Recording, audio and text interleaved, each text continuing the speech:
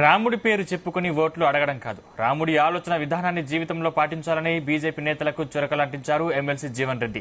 BJP నేతలు రెచ్చగొట్టే ప్రయత్నాల్ని మానుకోవాలన్నారు.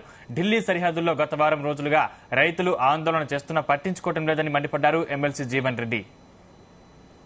Congress party సూచిస్తే ఆ కార్యక్రమం అమలు చేసే ఒక బాధ్యత కాంగ్రెస్ పార్టీ చేపడుతుంది.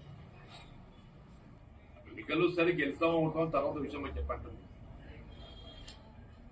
ఒకవైపు ఏదైతుందో టీఆర్ఎస్ తోని ఇవాళ తెర వెనుక ఒప్పందాలు.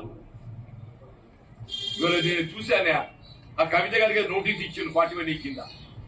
ఆమెని నిర్దేశిస్తుంది సిబిఐ. నా రాను నేను రాను పో, ఏం చేస్తావు చేస్తావు పురిగా బాగుంది.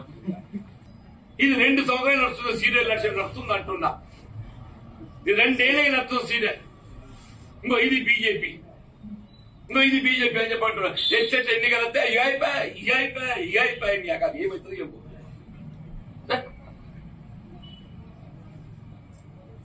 అది ఏదేదో కానీ అసలు దొంగలు పట్టుకోక ఏదైతుందో నేను పట్టుకుంటున్నా వీళ్ళు ఏదో ఇది తెర వెనుక ఆడే నాటకానికి ఏదైతుందో వీళ్ళ కన్న ముందు కనపడుతుందని చెప్పంటాడు. ఏ సంకల్ప యాత్ర నిజంగానే మీరు చేసిన కార్యక్రమాలు. రాములవారి గుడి నిర్మాణం చేసి సంతోషం. రాములవారి గుడి నిర్మాణం చేసిన సంతోషం చెప్పండి. మీ వెల్కమింగ్. మేము రాములవారిని సందర్శించుకున్నామే. మీరు రాములవారిని సందర్శించుకున్నామని చెప్పంటున్నా. నువ్వు ఇవాళ గుడి కట్టినని చెప్పంటున్నావా? ఇక నేను 40 ఏళ్ళకి గుళ్ళు కడుతున్నా. నేను 40 ఏళ్ళకి గుళ్ళు కడుతున్నా అని చెప్పంటున్నా. నేను ఇవాళ నువ్వు ఒక గుడి గురించి చెప్తున్నావు. ఇప్పుడు నేనేమని నీ గజాన్ని కదనే. రాముని నమ్ముకోవడం అంటే ఏదైతుందో రాముని పేరు చెప్పుకుని బతుకుడు కాదు, రాముని పేరు చెప్పుకుని ఓట్లాడు కాదు.